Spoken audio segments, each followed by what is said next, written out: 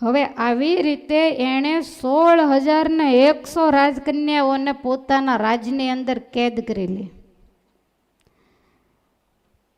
ધરતી ઉપર આવા જ પાપીઓનો ભાર વધેલો માણસ ગમે એવો દુબળો પતળો હોય પણ એની નજર સારી ન હોય, આ બહુ મોટું પાપ છે. તમે ગૃહસ્થ છો તો ગૃહસ્થને પણ ગૃહસ્થની મર્યાદાઓ ત્યાગીને તો સંપૂર્ણપણે મર્યાદા હોય, પણ ગૃહસ્થને પણ મર્યાદા હોય. સ્ત્રી હોય તો પરિણાય એક જ પુરુષ, બાકી ગમે એવો દુનિયાની અંદર હોય તો એ પિતા અને પુત્ર સમાન, ભાઈ સમાન માનવામાં આવે. એવી જ રીતે પુરુષને માટે પરિણાય એક જ સ્ત્રી, બાકી ગમે એવી રૂપવાનને ગુણવાન હોય. કદાચ સ્ત્રીની બુદ્ધિ દૂષિત થાય તોય સજ્જન એવા પુરુષની બુદ્ધિ ક્યારેય પણ દૂષિત ન થાય. એની નજર હંમેશને માટે બધા પ્રત્યે પોતાની માતા હોય, બેન હોય અને પુત્રી હોય એવી નજર હંમેશને માટે રહેવી જોઈએ. અને આપણી સંસ્કૃતિ છે એ ચારિત્રની સંસ્કૃતિ છે, નહીં કે સંપત્તિની. યાદ રાખો કે રૂપિયાથી કિંમત નથી, રૂપિયાથી આબરૂ નથી, આપણા ચારિત્રથી આપણે આબરૂ છે. ક્યારેય પણ મનથી એ ખોટો સંકલ્પ ન થાય, એને ચારિત્રવાન કહેવાય, એને સતીત્વવાળા કહેવાય. દુનિયામાં તો બધું ચાલ્યા જ કરતું હોય. તમે જુઓ ધર્મરાજા જેવાય આ દુનિયામાં હોય અને દુર્યોધન જેવાય હોય, જ્યાં જાય ત્યાં નજર બગડે, રૂપના શિકારી. પણ આ હિન્દુ સંસ્કૃતિના સજ્જનનું, યુવાનનું કે યુવતીનું લક્ષણ નથી. પોતાના ક્ષેત્ર પૂરતું મર્યાદિત રહેવું એ બહુ જ જરૂરી છે. તમારું કામ પૂરું થઈ ગયું, તમે તમારું ઘર બાંધીને બેઠા. હવે કોકના ઘરની અંદર ક્યારેય બુરી નજર કરીને એના ઘરને ભાંગવાનો પ્રયાસ તમે ન કરો. અને ધીમે ધીમે ટીવીઓ હોય, મોબાઈલો હોય, ઇન્ટરનેટ હોય, એના માધ્યમથી અત્યારે તો આપણે જો કહીએ ને તો મોબાઈલે મોકાણી માંડી છે. એ સાંજનો સમય હોય અને યુવાન દીકરા દીકરીઓ હોય અને પર્સનલ પોતપોતાના મોબાઈલ હોય ને પર્સનલ પોતપોતાના રૂમ હોય, અને એને કારણે રાત્રિના સમયે ભણવાના બાને, વાંચવાના બાને કે કોઈ પણ બાને એ મોબાઈલો કાઢી અને રાત્રે જોતા હોય તો એને રાતના 12 વાગ્યા 2 વાગ્યે એનું ભાન રહેતું નથી. અને જો તમે એને કથામાં લાવો ને તો એને 10 વાગ્યામાં બગાસા ચાલુ થઈ જાય. ખ્યાલ આવે છે? એને ઊંઘ વધારે છે એવું નથી, એના લક્ષણો જ એવા છે કે એને સારા માર્ગમાં રુચિ નથી, એને નબળા માર્ગમાં જ, એને ઉપર ચડવામાં થાક લાગે, નીચે સડસડાટ ઉતરી જાય છે. અને હકીકત એવી જ હોય, ગિરનાર ચડવાનું હોય તો ફીણ આવી જાય, ઉતરવામાં બહુ વાંધો ન આવે. ગુણિયલ બનવું હોય, સજ્જન બનવું હોય તો સમય લાગે, અને દુર્જન થવું હોય તો કાંઈ ઉપાધિ નહીં. ખ્યાલ આવે છે? આચાર વિચારને છોડી દો એટલે દુર્જન. તો અત્યારે તમને ઘણીવાર એવું થતું હોય કે અમારા દીકરા દીકરીઓ સાંજ પડે 9 વાગે પછી એ ક્યારેય બહાર ન જાય, પણ તમને એવું લાગે કે એ રૂમમાં જ છે અને છતાં એ રૂમમાં હોવા છતાં આખી દુનિયામાં ફરતા હોય છે. કેવી રીતે? ફોનના માધ્યમથી આખી દુનિયાને પોતાની હથેળીમાં એ જોતા હોય છે, અને આ જોવામાં એને ઊંઘ નથી આવતી. હવે તમે વિચારો કે હું એવું નથી માનતી કે રાતના 12 ને 2 વાગ્યા સુધી તમારા યુવકને યુવતીઓ કથા જ સાંભળતા હોય કરી, અને કથા સાંભળે એને 12 ને 2 વાગે જ નહીં, અગાઉ ઊંઘ આવી જાય, કારણ કે આ તો શાંતિનો વિષય છે. હવે એવી વસ્તુને, ખરાબ વસ્તુને જોતા જોતા એ સૂઈ ગયા તો એના વિચાર સારા હોય, એના સ્વપ્ન સારા હોય. સવારે જાગે એટલે એનું જ મગજમાં ફરતું હોય. દિવસે ક્યાંક એવા દ્રશ્ય દેખાય એટલે તરત જ મન એનું વિકૃત બને, વળી પાછું વધારે જોવાની ઈચ્છા થાય. અને તમે જુઓ તો મોબાઈલની અંદર કપડાવાળાય મળે ને વગર કપડાવાળા પણ મળે. કોઈ પણ પ્રકારની મર્યાદા આજના મોબાઈલે રહેવા દીધી નથી. અને જે વસ્તુ આપણે નથી જોવાની ને એ આમ સહેજ નજરે ચડે તો ત્યાં ટચ કરવાનું મન જલ્દી થાય આજના યુવાનને. કારણ કે ખાવા પીવાનું તામસી એટલે વિચારધારા પણ તામસી. અને આવું બધું ખોલી ખોલીને જોવે પછી આપણે એવી ઈચ્છા રાખીએ કે અમારા સંતાનો હનુમાનજી જેવા કે લક્ષ્મણજી જેવા જતી થાય, પણ એ કેવી રીતે થાય કહો? અમારી દીકરીઓ અનસૂયા જેવી સતી થાય તો એ કેવી રીતે થાય? કારણ કે સંગ જ બહુ ઓછો. સાંજે તમે તમારી પાસે કથા ચાલુ કરીને બેસાડશો તો કે છે મારે આમ છે તેમ છે, એને તમારી ભેગા બેસવું નહીં ગમે. તમે બાજુમાં બેઠા હશો તો એને મોબાઈલ ખોલીને જોવા નહીં ગમે. એકલા જોવાનું એ વધારે પસંદ કરશે. આજ તમે એના મોબાઈલ ખોલશો તો એની અંદર અનેક પ્રકારના ફોટા, અનેક પ્રકારના મેસેજ, બીજું ત્રીજું, આ ધીમે ધીમે કરતાં બરબાદીના માર્ગે લઈ જાય. તમારે ઘણો ફોન જોવો હોય પણ કંઈ ખુલે ભૂલે એની આંગળી અડે તો જ ખુલ્લે. એમાં તમારે કેમ કરવું કહો છો? એ તમને આંગળી અડાડીને થોડા ખોલી દે? તમારે શું કામ? તમારા ફોનમાં તમે રમો, કારણ કે તમે રમતા જ હો. વળી ઓલે આંગળી અડાડે ઓલું, ભલે તમને બીજી કાંઈ ખબર ન પડતી હોય પણ એમને બેઠા બેઠા કથામાંથી થાકે તે જે અંતે જોયા કરતા હોય. એટલે જૂના જમાનામાં રાવણ હતા કે કંસ હતા કે અત્યારે નથી એવું નહીં. તે દિવસે કંઈક નિશાનીઓ હતી, અત્યારે કંઈ નિશાની આપણને ખબર જ ન પડે. બે વ્યક્તિ ઊભી હોય તો કે આ રામ છે અને રાવણ છે, બે સારા જ દેખાય. રાવણ તો વધારે સીધો દેખાય. સમજાય છે? બહારનું વર્તન બહુ સારું હોય પણ અંદર કાળાશ હોય. માટે ક્યારેય પણ હિન્દુ સંસ્કૃતિનો યુવક કે યુવતી પોતાની દ્રષ્ટિને દૂષિત ન થવા દે. કારણ કે યુવાની છે એ દીવાની છે. યુવાનીમાં તમે જેટલો સંયમ રાખશો એટલા તમે આગળ ઉપર જતા સુખી થશો. આંખો છે અને ભગવાને દરવાજા બનાવ્યા છે. તમને એવું લાગે કે જોવા જેવું નથી, તરત દરવાજા બંધ કરી દો. એ બાજુથી દ્રષ્ટિને તમે ફેરવી લો. પણ તમે બેઠા બેઠા જોયા જ કરો તો શું પોઝિશન થાય કયો જોઈએ? અને આજ મારે ન કહેવું હોય તોય ઘણી વખત હું બહુ કંટ્રોલ રાખું, પણ છતાંય ક્યારેક ક્યારેક પછી કહી દઉં. આજના તમારા લગ્ન પ્રસંગો, હવે સુધારો થયો હોય તો મને ખબર નથી. લગ્ન પ્રસંગોની અંદર એ તમારા પુત્ર હોય, પુત્રવધુ હોય, ફરવા ગયા હોય, લગ્ન પહેલાં ટૂંકા ટૂંકા વસ્ત્રો, બીજું ત્રીજું પહેર્યું હોય, ફોટાઓ પડાવ્યા હોય, એ લગ્ન વિધિ ચાલુ હોય ત્યારે એલઈડીમાં એ ફોટા શું જરૂર છે? તમે વિચાર તો કરો. જરાક તો શરમ રાખો, જરાક તો, કે આપણે કઈ સંસ્કૃતિના સંતાનો છીએ. એ 6 વર્ષના સીતાજીને એટલો ઘૂમટો તાણીને વળાવ્યા હતા. એને એવા કપડાં પહેરાવીને નહોતા વળાવ્યા. અને એ વડીલો એમાંય મૂર્ખાઈ છે. એ બેઠા બેઠા જોતા હોય. એક વખત એવું કરે, કોઈના પ્રસંગમાં ગમે એવો રૂપિયાવાળો હોય તો એના ઘરે તમને ક્યાં કોઈ ઉછીના દેવાનું છે? ખ્યાલ આવે છે? પણ મોટા માણસનું ઘર છે એમ માનીને મોબતે બધા એના ફંક્શનમાં આપણે જતા હોઈએ. અને પછી બધા વડીલો હોય, સત્સંગીઓ હોય, સજ્જનો હોય તો એમને એલઈડી સામે બેઠા હોય. એક વખત ભેગા થઈને ઊભા થઈને હાલતા થાવ ને બધા બીજી વાર કરતા બંધ થઈ જાય. ખ્યાલ આવે? પણ મોહબ્બતમાં એ જોવાની વસ્તુ છે. એમાં ગોપીનાથજી મહારાજ ને રાધાજી આવે છે. તમને પૂછું છું, એમાં લક્ષ્મીનારાયણ કે હવે એવું નથી કરતા? હજી કરે છે. મને એમ કે સુધરી ગયા, મેં પોરે કીધું હતું. તો રૂપિયાનો આવો ગેરઉપયોગ કરવાનો. તમારા પુત્રવધુ એ તમારા ઘરની લક્ષ્મી છે. ઠીક છે, અત્યારે સમય પ્રમાણે વર્તો, પણ એક સમય એવો હતો કે સસરા હોય, જેઠ હોય, વડીલો હોય તો એ પોતાના ઘરની લક્ષ્મી કહેતા પુત્રવધુના પગની પેની પણ નહોતા જોતા. એના બદલે આજ તમે એને ઉગાડા જુઓ છો. ક્યાં મર્યાદા રહી? તમે વિચાર તો કરો. હા, તમને ઈચ્છા થાય કે જાવું છે ગઢપુર જાઓ, વડતાલ જાઓ, કોઈ બીજા દ્વારિકા જાઓ, દ્વારિકાધીશના ઉમરાને બે બાજુ ઉભા રહીને પડાવો ફોટા. આજ તમે વિચારો, એવા સારા સારા મંદિરોની અંદર લખ્યું હોય કે ટૂંકા વસ્ત્રો પહેરીને કોઈએ આવવું નહીં. હમણાં છેલ્લી અમારી દ્વારકા કથા હતી તો દક્ષિણ ભારતમાંથી 2-3 બસો ભરી અને બધાય દ્વારકાની યાત્રા કરવા. આપણે તો દ્વારકા સવારે ગયા ને સાંજે નીકળી જાય. અઠવાડિયું દ્વારકામાં રહ્યા. પણ તમે જુઓ તો એક સરખી સાડીનો છેડો આઘો પાછો દક્ષિણી સાડી, એ બધા અનુકરણ આપણે કરીએ છીએ.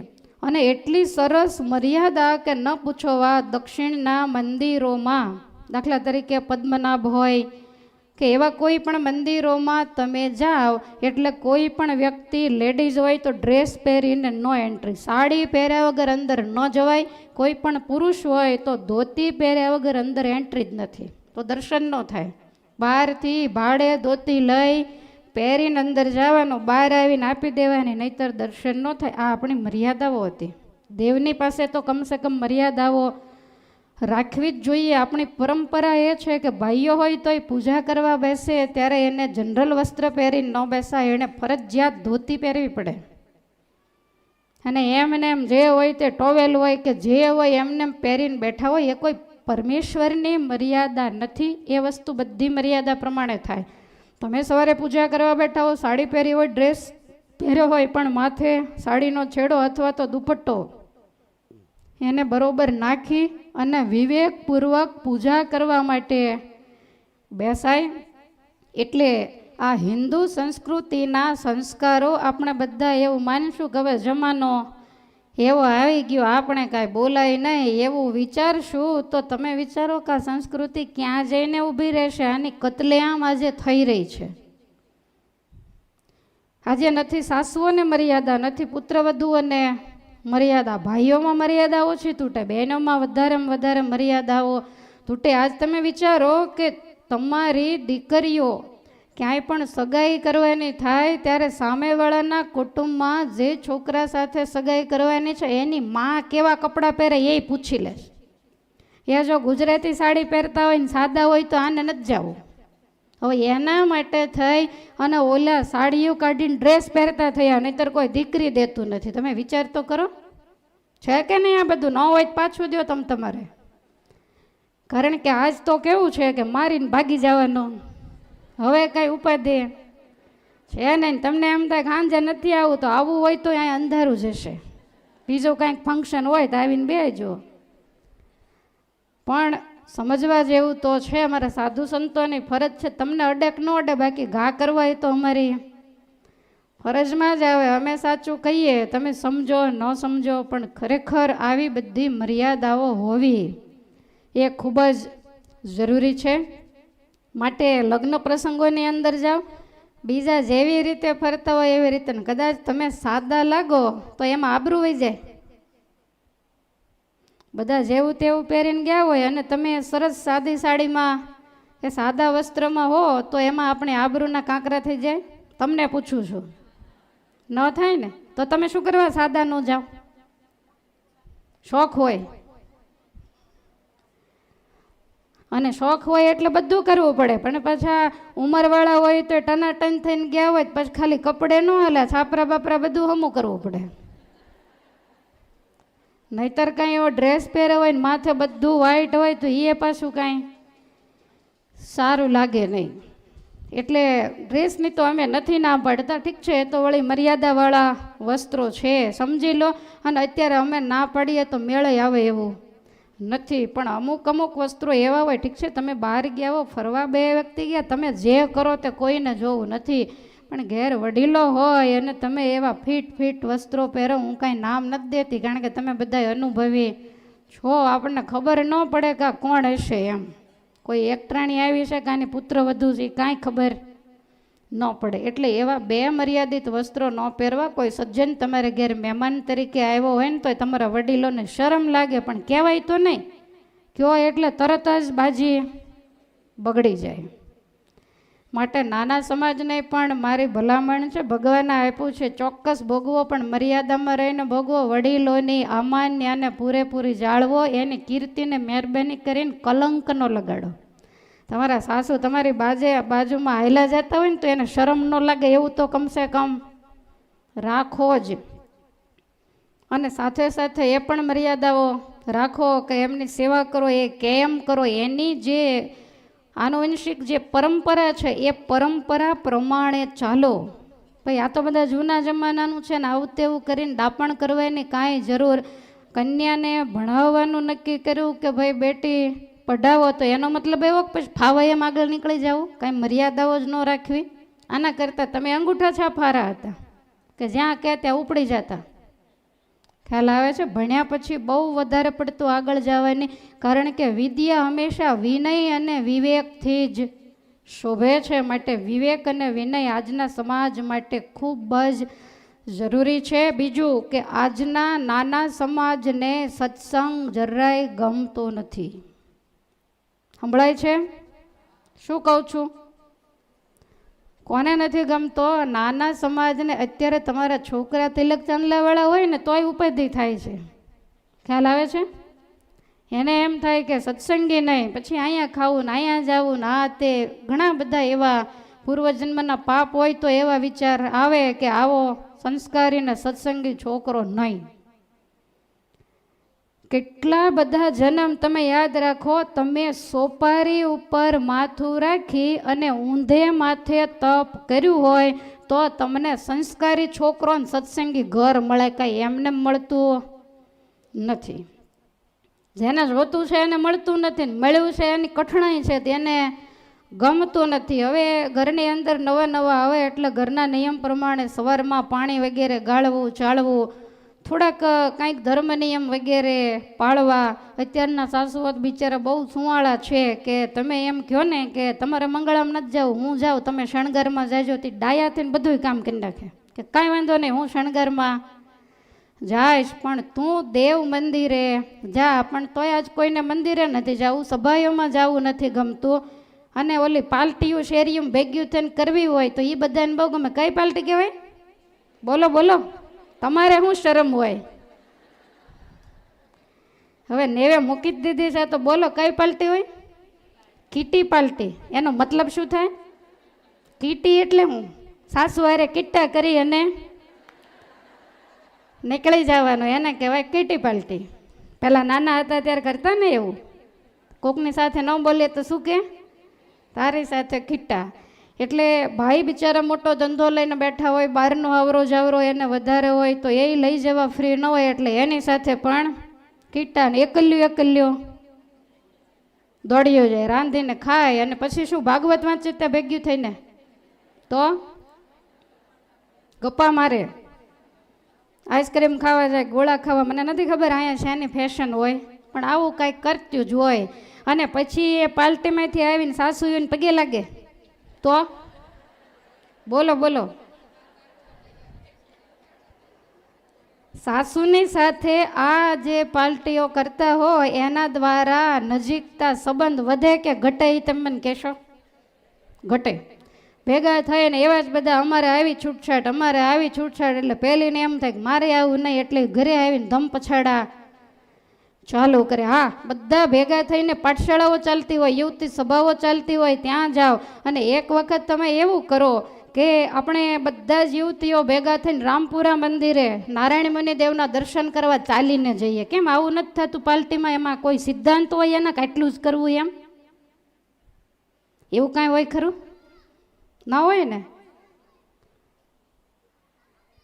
તો પછી આવું કરવાની કોઈ, અને મને એમ થાય તમારા ઘરના હોય, પછી વડીલો હોય, બાળકો હોય, એ બધાને મૂકીને એકલા જઈને ખાતા તમારા મોઢા કેમ ખુલે? સમજાય છે? ઘરે બનાવી ઠાકોરજીને જમાડી અને બધાને ખવડાવો. તમે તમારા ઘરની અંદર વડીલોની મર્યાદા નહીં રાખતા, એની સામા બોલવા માંડે, એનું કારણ તમને કાંઈ સમજાણું? આવી પાર્ટીઓ, આવા સંગ. છોકરી પરણીને આવે ત્યારે ઘણી સારી હોય, પણ પછી ધીમે ધીમે કરીને એકબીજાના યોગમાં આવે, એકબીજાની વાત સાંભળે કે મારે ઘેર આવું છે, પેલી કે મારે ઘેર આવું, ત્યારે એના એમ થાય કે મારે આમ જ રહેવું જોઈએ, અને પછી ઘરમાં માથાકૂટ ચાલુ થાય. માટે હમણાં મેં કીધું એમ કે બહુ જન્મના પુણ્ય કર્યા હોય ને ત્યારે તમને સત્સંગી ઘર મળે ને ત્યારે એ તમને એમ કે તમે દેવ મંદિરે જાઓ, તીર્થયાત્રાઓમાં દર્શન કરવા માટે જાઓ, પૂજા કરો. આવું બધું તો જ આપણને મળે, બાકી જોતું હોય તોય નથી મળતું. એટલે કેટલા બધા પુણ્ય કરીને તમે આવ્યા હશો, પણ એનો ગેરઉપયોગ તમે મહેરબાની કરીને ન કરો. અને ભગવાનના દર્શન કરવા જવાનું કે પૂજાપાઠ કરવાનું કે, તો એ સાસુ કૌશલ્યા જેવા ન કહેવાય? કોને જેવા કહેવાય? તો તમારે કેવા સાસુ જોતા? કીટી પાલટીમાં જવા દે એવા? તો સામે હાલીને તમારું નામ નોંધાઈ આવે કે અમારે 2 દી પહેલાં પરણીને આવી છે, તે તમારા મંડળમાં જોઈન્ટ, એવા જોતા છે ને? હા પાડો, ના શું કરવાનું પાડો છો?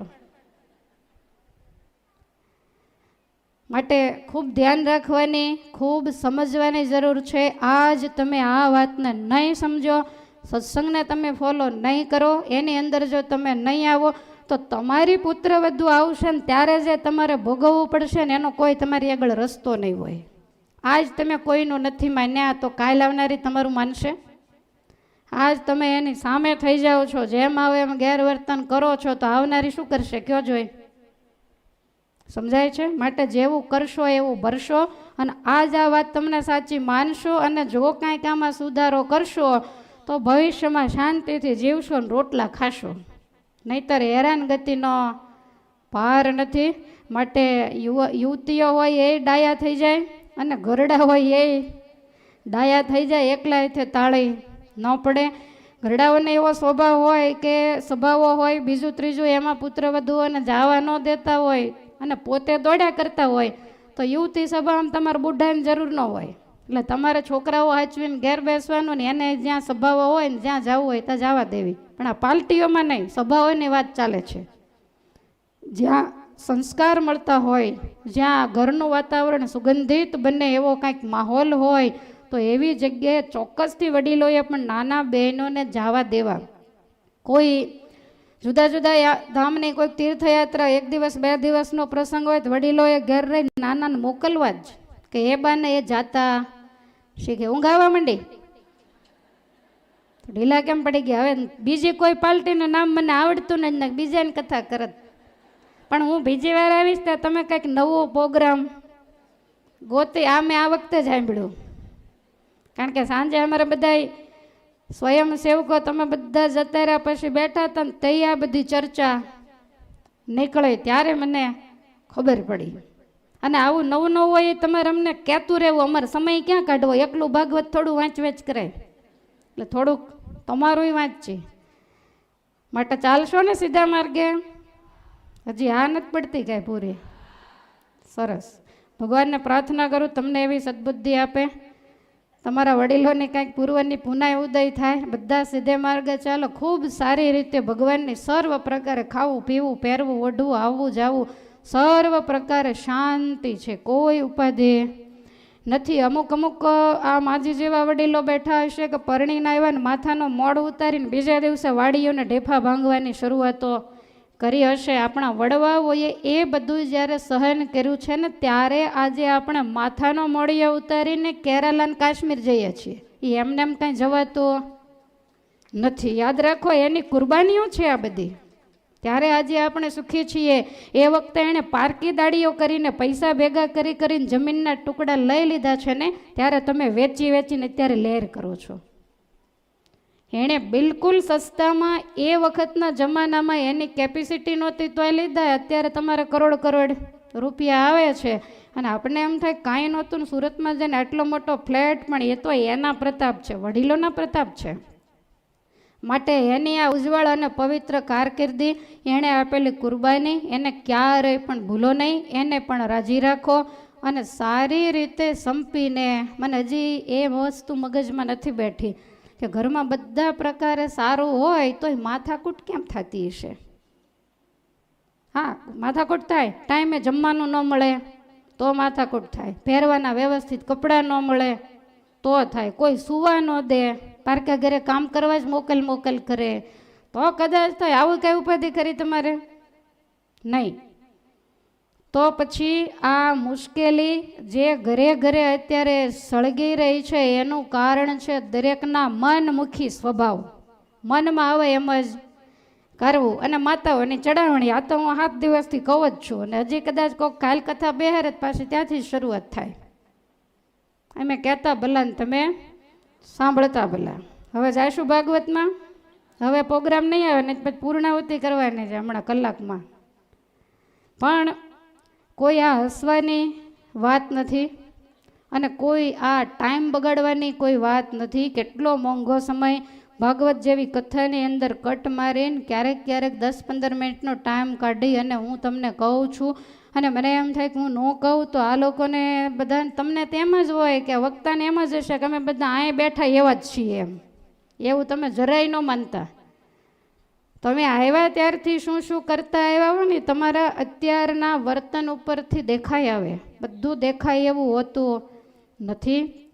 તમારા જીવનના ઊંડાણમાં પણ અમે ઘણી વખત ગયા હોઈએ અને અમે પણ આજના યુવકો આજના યુવતીઓ શું કરી રહ્યા છે એનું મનોમંથન ઘણીવાર કરી અને સમાજને કહેતા હોઈએ છીએ. માટે મારી હાથ જોડીને તમને વિનંતી છે કે ઘરમાં ખૂબ સારી રીતે રહેજો ને સત્સંગ રાખજો, ભજન ભક્તિ કરજો, દેવ મંદિરે જાજો. તમારે તમારી પેઢીને આ ઉજ્જવળ ભવિષ્યને જોવાની ઈચ્છા હોય તેને બાળસભામાં મોકલજો ને પહેલાં તમે જાજો. તમે જાશો તો તમારી પુત્ર વધુઓ પાછળ જાશે. અને બહુ મોઢા ઓછા જોજો, થોડાક સંસ્કાર જોઈને લાવજો. એકલા મોઢા જોશો તો આખી જિંદગી પછી એને તમારા મોઢા જોવા નહીં ગમે. એના કરતાં થોડુંક જતું કરજો. અને યુવતીઓને પણ ખાસ ભલામણ છે, રૂપિયા તો આજ છે ને કાલ નથી. કોઈ પણ યુવક સારો હોય, ભણેલો ગણેલો હોય, સારી રીતે ધંધો કરતો હોય, કદાચ ઘરનું ઘર નહીં હોય, કાલ સવાર લેશે તમને પરણીને કાંઈ સીધા રોડે ધર્મશાળામાં જ નહીં જ ઉતારે. એને કાંઈક તો વ્યવસ્થા કરશે કે નહીં કરે. પણ આવું જોઈ અને રૂપિયાની પાછળ ગાંડા બની અને ગાડી બંગલાઓ સામે દ્રષ્ટિ નહીં રાખશો, સંસ્કારની સામે દ્રષ્ટિ રાખશો તો તમે અને તમારી પેઢીઓ સુખી થશે. તમારી જિંદગીમાં તો રડવાના વારા નહીં આવે. બેસી ગયું મગજમાં? તો આપણે કઈ કથા ચાલતી હતી? લ્યો, નરકાસુરની વાત ચાલતી હતી ને. જેણે 16,100 કન્યાઓને, પેલી કન્યાઓની ઈચ્છા વિરુદ્ધ બધીને હરણ કરી અને પોતાના રાજમહેલની અંદર રાખેલી, અને એ કન્યાઓના આંસુડાઓથી બધાએ રાજમહેલો છલકાતા, અને આ પાપ એને આ ધરતી દેવી સહન ન કરી શકી. ભગવાનને મનમાં એમ થયું કે મોટામાં મોટો ભારરૂપ અસુર હોય તો આ નરકાસુર છે. અને એટલા માટે એણે ખાલી આ લોકની અંદર રાજકન્યાઓને જ કેદ રાખી હતી એવું નહીં, પણ આ નરકાસુર એવો હતો, પ્રાગજ્યોતિષ નામના નગરમાં એની રાજધાની હતી. અને તમે જુઓ તો વરુણ દેવનું છત્ર, એને વનમાળા, મહામણી, આ બધું, પૃથ્વીના કુંડળ, બધું, ઇન્દ્રનું ઇન્દ્રાસન, આ બધું પોતે હડપ કરીને બેઠેલો. અને એટલા માટે એને મારવો બહુ જરૂરી હતો. એટલા માટે ભગવાને એને મારવા માટે પ્રાગજ્યોતિષ નગર ઉપર ચડાઈ કરી છે.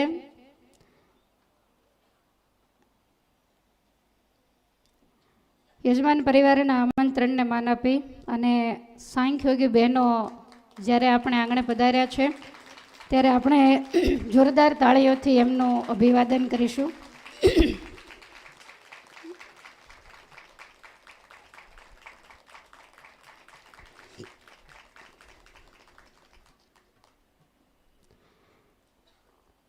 તો ભગવાને પ્રાગજ્યોતિષ નગર ઉપર ચડાઈ કરી અને નરકાસુરનો વધ કરી 16,108 કન્યાઓને મુક્ત કરી છે.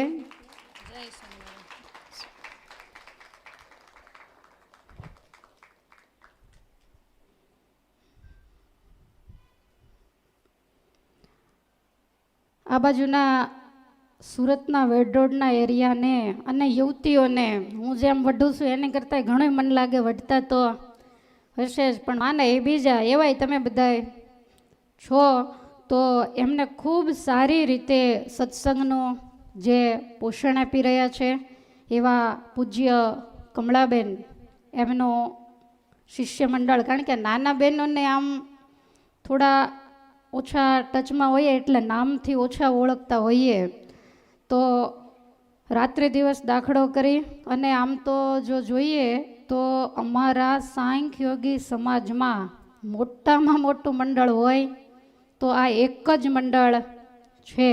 અને ખૂબ સારી રીતે અત્યારે હું તમને જે વાત કરી રહી છું કે તમે ખાલી બે જ સાથે રહેતા હો તોય તમારે બોલાચાલી થાય છે. આ તો બધાય અલગ અલગ ગામમાં, અલગ અલગ પ્રાંતમાંથી પણ એવા સત્સંગના સંસ્કારો અને કેળવણી આપવામાં આવે કે બધા ખૂબ સારી રીતે રહી અને ખૂબ આ એરિયામાં બહેનોનો ઉત્કર્ષ કરે છે, ભજન ભક્તિ કરાવે છે.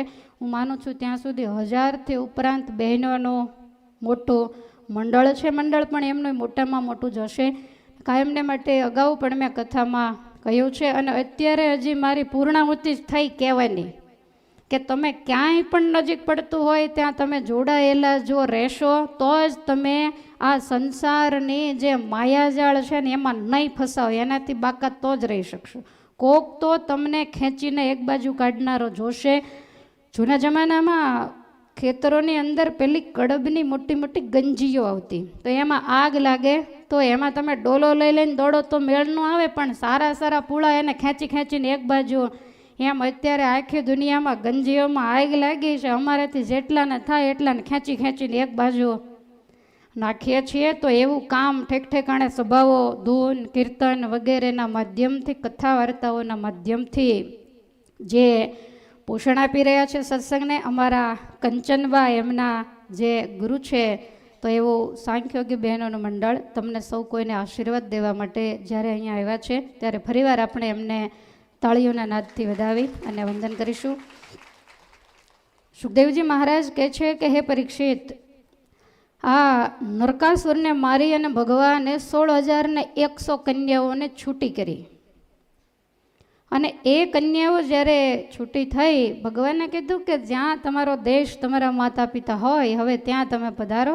તમારે માથે હવે કોઈને બીક નથી. નરકાસુરને તો અમે મારી નાખ્યો છે, મુક્તિ આપી છે. ત્યારે બધી જ કન્યાઓ આક્રંદ કરતી એવું કહેવા માંડી કે આ પાપીના હાથ નીચે આટલા વર્ષ અમે રહ્યા, તો મહારાજ આ દુનિયામાં કોઈ રાજકુમાર એવો નહીં હોય કે જે અમારું કાંડું ચાલે. માટે તમે કૃપા કરી અને અમારું કાંડું ચાલો, બાકી અમારે બીજી હવે ઘેર પણ જવાની ઈચ્છા નથી. અને ભગવાને કરુણા કરી અને આ 16,100 જે રાજકન્યાઓ એને દ્વારિકા મોકલી અને એક સાથે 16,100 મંડપ નાખી 16,100 રૂપને ધારણ કરી. સહી સિક્કા નથી કર્યા, યાદ રાખો. ખ્યાલ આવે છે? બધા લગ્ન વિધિ પુરસ્સર જ થયેલા છે. તો એ રીતે પરમાત્માએ ત્યાં બધી જ કન્યાઓની સાથે લગ્ન કર્યા. હવે કેટલા થયા? 16,100 અને 8 પટરાણીઓના ભગવાન માલિક બન્યા. જેવો રાજમહેલને જેવી સાહેબી રૂકમિણીજીને, એવા જ રાજમહેલને એવી જ સાહેબી તમામ પટરાણીઓને, એક જ સરખા રાજમહેલો. હવે 16,108 તો આખું દ્વારકા નગર પણ ભરાઈ જાય. તો આવી રીતે ભગવાન દ્વારિકામાં રહ્યા અને 16,108 રૂપ ધારણ કરીને દરેકના મહેલમાં ભગવાન રહે છે. આટલું મગજમાં ઉતરે ને તોય તમને શ્રી કૃષ્ણ ભગવાન છે કે નહીં એમાંથી શંકા વહી જાય કે આ કામ માણસથી કોઈ દિવસ એક હોય તોય પગે લગાડે. એના 16,108 ને આ રીતે સાચવતા હોય તો આ કામ ભગવાન સિવાય બીજું કોઈ પણ કરી શકે નહીં. તો આ રીતે ભગવાન દ્વારિકાની અંદર નિવાસ કરીને રહ્યા છે. હવે આગળ કે 16,108 ભગવાનના પટરાણીઓ છે. એક એક પટરાણીમાં પરમાત્માને 10 પુત્ર અને એક પુત્રી છે. એટલે ભગવાનના જે બાળકો 1,61,080 બાળકો છે. આટલો મોટો ભગવાનનો પરિવાર છે.